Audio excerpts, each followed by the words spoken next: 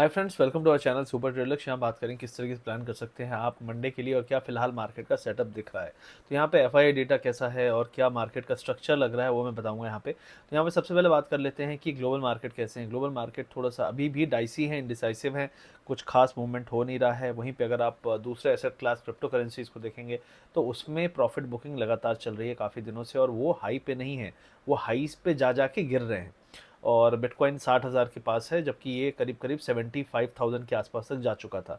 तो मेरे हिसाब से जो एक होता है मास का जो एक बिहेवियर है, वो आपको क्रिप्टो करेंसीज बहुत आसानी से दिखाता है। तो रिटेलर बिहेवियर या बहुत जो रिटेलर मनी एचएनआई मनी है उसका बिहेवियर आपको दिख सकता है ग्लोबली। तो इंडेक्स क्यों नहीं गिर रहा? इंडेक्स इसलिए नहीं गिर रहा क्योंकि कभी एक एनवीडिया है, एप्पल है, माइक्रोसॉफ्ट है, इनका बहुत ज़्यादा वेटेज है, कभी ये ऊपर होते हैं कभी नीचे होते हैं। तो ये इंडेक्स को मैनेज कर रहे हैं क्योंकि इनका वेटेज बहुत ज़्यादा होता है, जिस तरीके से हमारे मार्केट में भी 4-5 स्टॉक का वेटेज बहुत ज़्यादा है। तो ये इंडेक्स मैनेजमेंट वाली चीज़ है, लेकिन नेट नेट क्या ग्राउंड लेवल के नीचे से क्या लोग प्रॉफिट बुक कर रहे हैं? यस, ग्लोबली ये चल रहा है। अब हम बात कर लेते हैं यहाँ पे कि कुछ इंपॉर्टेंट पॉइंट्स जो आपको थोड़ा सा मार्केट में वॉच करने हैं अगले हफ्ते। तो फेड ने कहा है कि भाई इन्फ्लेशन अभी भी लंबा समय लेगी अपने टारगेट तक पहुंचने के लिए, और रेट कट बहुत जल्दी नहीं करेंगे। दूसरी चीज़ अगर आप यहाँ पे देखेंगे तो कल जो नैस्डैक है यूएस का टेक सेक्टर, वो पहले ग्रीन में था, पॉजिटिव था, बाद में वो कमज़ोर हो गया। और यहाँ पे एक और चीज़ अगर आप देखेंगे तो जो डॉलर इंडेक्स है वो 105.5 के आसपास है, जो कि काफ़ी हाई लेवल है, और पिछले कुछ महीनों के हाई के आसपास ये बैठा हुआ है, गिर नहीं रहा है। तो अगर डॉलर स्ट्रांग रहता है तो डेफिनेटली ये एक प्रॉब्लम रहती है टेक स्टॉक्स के लिए, और हाई रिस्क की जो एसेट क्लास है उसमें प्रॉफिट बुकिंग आती है। क्रिप्टो में ऑलरेडी चल रही है, टेक स्टॉक में मुझे लगता है शुरू हो ही रही है, और आपको ओवरऑल यूएस मार्केट में भी एक प्रॉफिट बुकिंग का नज़ारा दिख सकता है अगले कुछ दिनों में और हफ्तों में। और रिजल्ट वाला सीजन भी शुरू हो रहा है, तो इस पर भी आपको नज़र रखनी है। उसके अलावा क्रूड ऑयल की बात करें तो $85 के आसपास है। यूएस के जो बॉन्ड्स हैं वो लगातार हाई पे बने हुए हैं। 4.4 यूएस की 10 ईयर यील्ड है, जो 4.25 तक आ गई थी लेकिन फिर से ऊपर आ गई है। तो यूएस में जो यील्ड्स हैं, रेट का जो इन्वायरमेंट है वो अभी भी टाइट बना हुआ है। और ये जो टाइम होता है यहाँ पे लिक्विडिटी का थोड़ा सा सूखा, ड्राई होती है लिक्विडिटी, यहाँ पे सूखा पड़ता है पैसों का। तो ये एक रीज़न होता है कि सीजनली ये एक वीक दौर होता है जहाँ पे मार्केट कुछ खास नहीं करता। फिर लास्ट में towards the end of the year फिर यूएस का इलेक्शन भी है, तो उस टाइम पे मार्केट फिर से एक्साइटेड होता है। ट्रम्प और जो बाइडेन का चल रहा है कि कौन जीतेगा कौन नहीं जीतेगा, तो उसमें ट्रम्प अभी मुझे ऐसा लगता है अपर हैंड है, तो ट्रम्प के आने के चांस हैं। और ट्रम्प को हम लोग आज से कई साल पहले एक बहुत बड़ा इंडिकेटर कहते थे, तो ट्रम्प मुझे ऐसा लगता है कि एक इंडिकेटर की तरह ही है मार्केट का, और वो मार्केट को काफ़ी कुछ मैनिपुलेट और ऊपर नीचे उठा पटक करवाता है। कहीं मिसाइल गिरा देगा, कहीं किम जोंग उन को गाली देने लगेगा, कहीं मिसाइल छोड़ दूंगा उड़ा दूंगा, ये सब। तो ट्रम्प के टाइम पे आपको रात में आप जो सो रहे हो मार्केट को देख के, सुबह वैसा ही हो ज़रूरी नहीं है। जो बाइडेन के टाइम पे मार्केट किधर भी जा रहा है उनको मतलब ही नहीं है। तो ये एक डिफरेंस आ जाएगा कि ट्रम्प जो चाहेगा मार्केट में वो होता है। मोस्टली वो बुलिश ही रहता है, लेकिन वो डिप कभी भी ला देता है। तो ये एक चीज़ है। अब इसके अलावा बात करेंगे यहाँ पे कि यूएस मार्केट तो ठीक है, लेकिन इंडियन मार्केट में क्या हुआ। तो निफ्टी बैंक निफ्टी की बात करें तो निफ्टी बैंक निफ्टी लगातार ऊपर जा रहे थे। कुछ दिन पहले मैंने वीडियो भी बनाया था, तो शॉर्ट स्क्वीज चल रहा था, क्योंकि इस महीने आप देखो 21,200 से हम ऊपर आए हैं। तो उसके बाद बहुत सारे जो शॉर्ट्स फंसे हैं वो हर डिप पे निकलते हैं, और बहुत तेज़ी से निकलते हैं। और ये जो थर्सडे गया है ये आखिरी दिन था एक्सपायरी का, जहाँ पे निफ्टी और स्टॉक्स की एक्सपायरी हुई है, जो एफएनओ स्टॉक्स है। और आपका जो वेडनेसडे है उसमें आपकी बैंक निफ्टी की एक्सपायरी हुई है। तो ये एक्सपायरीज के कारण मार्केट ज़्यादा उठा पटक कर रहा था। फ्राइडे को भी हमने एक ही चीज़ देखी, मार्केट पहले ऊपर गया और ऊपर जाके पूरा रिवर्स करके इंगल्फ किया। तो बैंक निफ्टी का स्ट्रक्चर ज़्यादा कमज़ोर है, निफ्टी का कमज़ोर होना शुरू हुआ है, और निफ्टी में डाउन साइड ज़्यादा है in comparison to bank nifty. लेकिन बैंक निफ्टी भी काफ़ी ऊपर गया है, तो ऐसा नहीं कह सकते कि उसमें डाउन साइड नहीं है। तो इमीडिएटली अगर हम बात करें तो एक सपोर्ट जो आता है 51,900 पे आता है। अगर ये लेवल टूटा तो उसके बाद 51,300 पे आपका अगला सपोर्ट है। और फिर आपका अगर आप बोलें कि एक जेन्युइन सपोर्ट जो है, प्रॉपर सपोर्ट 50,500। तो 51,900 है सबसे पहले, फिर 51,300 है, और फिर 50,700। ये तीन लेवल हैं मुझे दिखते हैं, एक साथ आए ना आए, लेकिन बीच में बाउंसेस आएंगे। लेकिन एक ये लेवल दिख रहा है कि यहाँ तक अगर करेक्शन शुरू हुआ तो हो सकता है। और क्योंकि हम बहुत ज़्यादा तरीके से तेज़ी से ऊपर गए हैं, तो जो फॉल है वो भी थोड़ा सा सीवियर हो सकता है अगर मंडे से आपका कैंडल रेड बनना शुरू हुआ। क्योंकि अभी हम जस्ट मुड़े हैं, मुड़ने के बाद और जो बैंक निफ्टी है उसने पिछले 2 दिन के कैंडल्स को इंगल्फ किया है, और उसके क्लोजिंग मतलब उसके लो के नीचे बंद किया है। तो ये एक चीज़ थोड़ी सी इंपॉर्टेंट यहाँ पे दिखती है बैंक निफ्टी में। तो बैंक निफ्टी के लेवल बता दिए। रेजिस्टेंस जो है रिसेंट का हाई है 53,200 के आसपास। निफ्टी की बात करेंगे तो निफ्टी में ने भी बहुत अच्छी रैली दी, बिल्कुल धनाधन ऊपर। तो निफ्टी राइट नाउ अगर आप कहें तो 24,000 का लेवल पार कर लिया। बहुत लोगों की दिली की तमन्ना थी टी शर्ट पहनने की, वो लोगों ने पहन लिया टी शर्ट। अभी टी शर्ट उतारने का समय आ गया, क्योंकि टी शर्ट पहन के तो कुछ होगा नहीं ना। अगर यहाँ से करेक्शन हो गया तो टी शर्ट पहने रहे, पोर्टफोलियो को देखते रहे, अनरियलाइज प्रॉफिट थे और वो निकल निकल गया। अनरियलाइज तो अनरियलाइज है, आपके पास आया थोड़ी ना है बैंक में। तो ये चीज़ रिटेलर के साथ हमेशा होती है, क्योंकि बिग मनी आपको एकदम टॉप पे भारी बुलिश कर देती है और वो निकलना शुरू कर देती है। अगर आप बोलेंगे बिग मनी नहीं यार, सब ऊपर जाने वाला है, तो इतने सारे करीब 400 प्रमोटर्स, 400 कंपनी के प्रमोटर्स स्टेक क्यों बेच रहे हैं? सबसे बड़ा देश का प्रमोटर भारत सरकार, वो पीएसयू में अपना स्टेक क्यों बेच रही है? वो समझदार है कि आप समझदार है? बाकी आपकी मर्जी है, जो सोचना है सोचो। अब ये न्यूज़ सारी पिछले 10 दिन की है, आप जाके निकाल लो प्रमोटर स्टेक, गूगल कर दो, आपको धनाधन धनाधन लाइन मिलेगी। गवर्नमेंट ऑफ इंडिया अपने आप को प्रमोटर नहीं कहती, लेकिन वो है, तो गवर्नमेंट ऑफ इंडिया भी अपना स्टेक काफ़ी कुछ बेचेगी। तो ये सारी चीज़ें हो रही हैं, लेकिन आप क्या सोच रहे हो वो आप पे है। लेकिन हमेशा याद रखो कि पैसा वही जो जेब में आया, पैसा वही जो एटीएम में आया। पैसा वो नहीं जो बस दिख रहा है अनरियलाइज्ड, और वो अनरियलाइज्ड ही ऊपर नीचे हो रहा है, आप खुश हो रहे हो।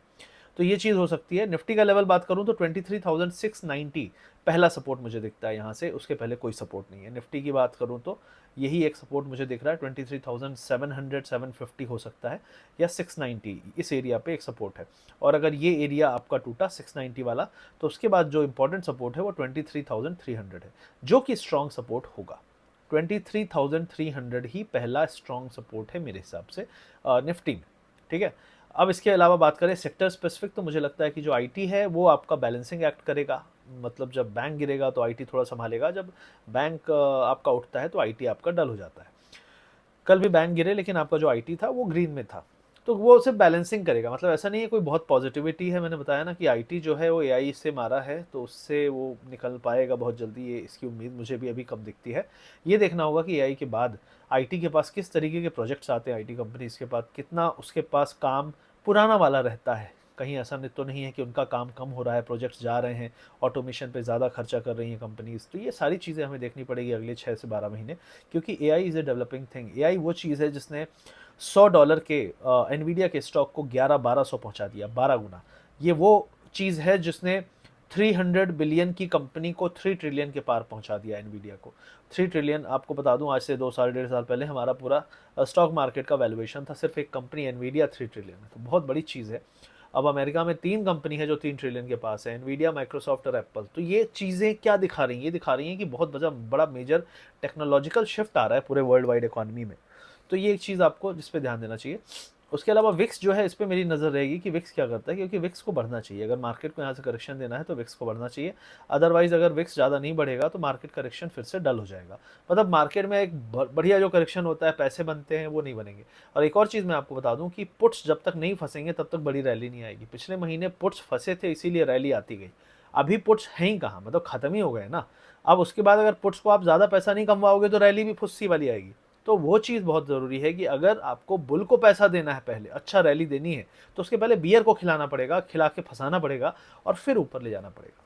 तो ये भी एक चीज़ है कि एक बड़ा जो फॉल आएगा 200, 300, 400, 500 पॉइंट का निफ्टी में, उस 500 पॉइंट निफ्टी, 600 पॉइंट निफ्टी के फॉल के बाद बाउंस भी एक अच्छा आएगा, क्योंकि उसमें शॉर्ट्स फंसेंगे। तो वो कहाँ से आएगा हम नहीं कह सकते, लेकिन ये है कि यहाँ से और 400-500 पॉइंट अगर गिर जाए तो वहाँ पे थोड़ा सा आपको सतर्क हो जाना है इन योर शॉर्ट्स।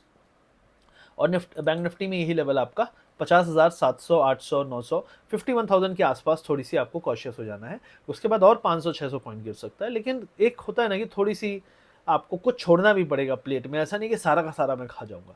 ये एक इंपॉर्टेंट चीज़ आपको यहाँ ध्यान देनी है। मिड कैप अभी भी नहीं पलटे हैं, तो मिड कैप पे नजर रहेगी मेरी, क्योंकि अनटिल अनलेस मिड कैप में पैनिक नहीं आएगा तब तक ये कोई बहुत बड़ा सीरियस प्रॉफिट बुकिंग या फॉल नहीं होगा। तो अगले हफ्ते देखते हैं कि मिड कैप कैसे बिहेव करते हैं। ये बहुत मेरे लिए इंपॉर्टेंट थिंग्स टू वॉच होगी।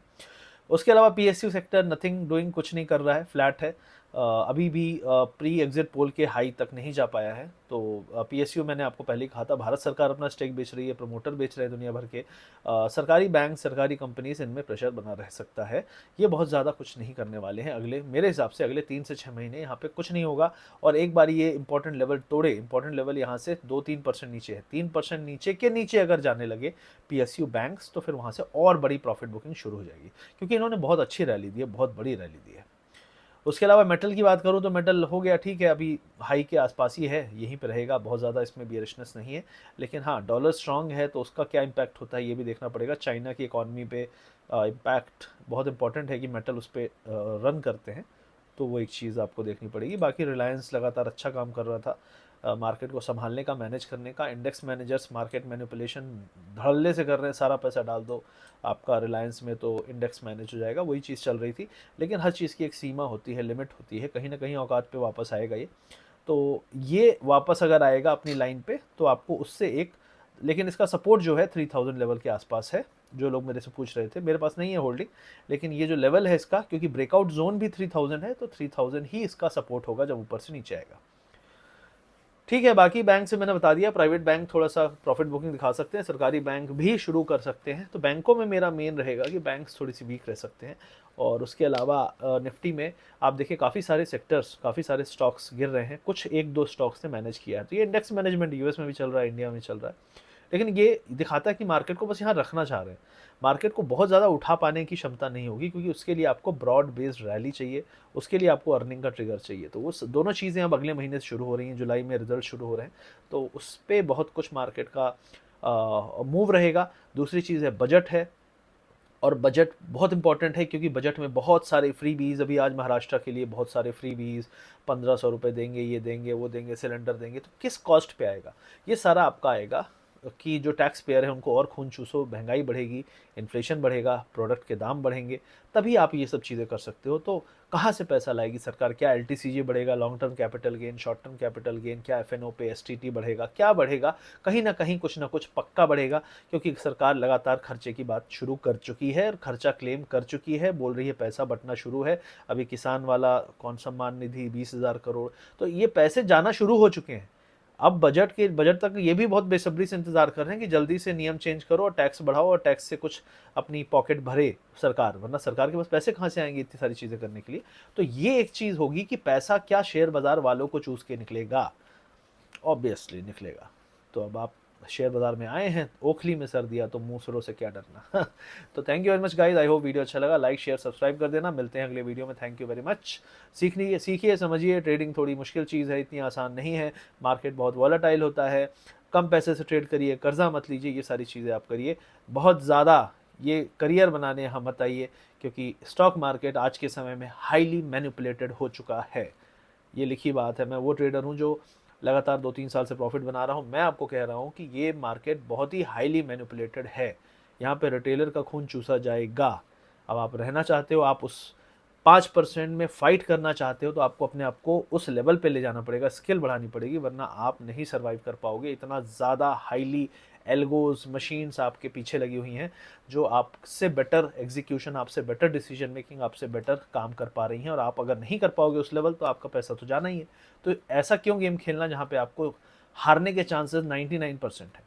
तो मेरा यही कहना है कि टेक ए सीरियस डिसीजन कि क्या आप इस चीज़ में रहना चाहते हो। ये बहुत सीरियस बात मैं कह रहा हूँ, क्योंकि जिस तरीके से हमारे रेगुलेटर्स, जिस तरीके से हमारी सारी इकोसिस्टम स्टॉक मार्केट की चल रही है, इसको सही में एक पूरा एक कह सकते हैं एक फैंटेसी गेमिंग बना दी गई है।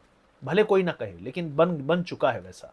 ठीक है, तो थोड़ा सा सीरियस रहिए, और लोन कर्जा लेके तो बिल्कुल भी मत आइए यहाँ पे। अगर लॉस हो चुका है, गया तो गया, अब और लाके क्यों डालना है पैसा? अगर 10,000 रुपए से 1 लाख नहीं बना सकते, तो 10 लाख से 1 करोड़ नहीं बना सकते।